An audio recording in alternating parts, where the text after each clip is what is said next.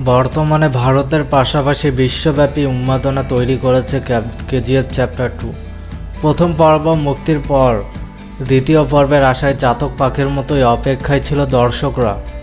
তাই অপেক্ষার ফল যেমন মিঠা হয় তেমনটাই হয়েছেন এই সিনেমার বেলাতেও।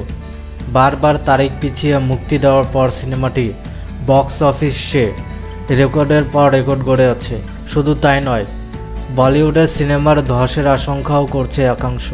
তাই চ্যাপ্টার 2 এর ক্রেজ থাকতে থাকতে বাতাসে ভেসে বেড়াতে শুরু করছিল এই সিনেমার তৃতীয় সিকুয়েন্সের কথা।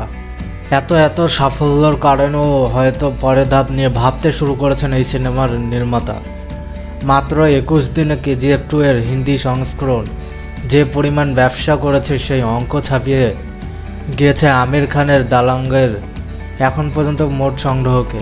তবে কেজিএফের নতুন অধ্যায় বা চ্যাপ্টার 3 আসার ঘোষণা অনেক আগেই রয়েছে। তবে নতুন খবর জানালেন সিনেমার প্রযোজক বিজয়। সাম্প্রতিক এক সাক্ষাৎকারে প্রযোজক জানিয়েছেন কেজিএফ 3 এর শুটিং শুরু হবে অক্টোবরে। ভারতীয় গণমাধ্যমে কেজিএফের প্রযোজক বিজয় সম্প্রতি জানিয়েছেন যে ছবির তৃতীয় অংশের জন্য তার কিছু পরিকল্পনা চলছে। এখন যশকে রকি ভাই চরিত্রে দেখা যাবে নাকি অন্য কোনো অভিনেতাকে এই চরিত্রে অভিনয়ের জন্য দেওয়া হবে, সেটা বড় প্রশ্ন। এ বিষয়ে প্রযোজক বিজয় বলেছেন, কেজিএফের পরবর্তী কী হবে তৃতীয় অধ্যায় সময় হলে জানা যাবে। এ সময় তিনি আরও জানান, সালার সিনেমার 30-35% শুটিং শেষ হয়েছে। এরপর শুরু হবে কেজিএফ চ্যাপ্টার 3 এর শুটিং। হয়তো ছবিটি মুক্তি পাবে 2024 সালে। ছবিটির প্রযোজক আরও জানান, পরবর্তী অংশে কেজিএফের বাজেট অন্তত 500 কোটি রুপিতে যেতে পারে।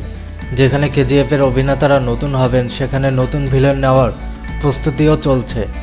এমন পরিস্থিতিতে সামনে এসেছে বাহুবলী তারকা ভিলেনের নাম।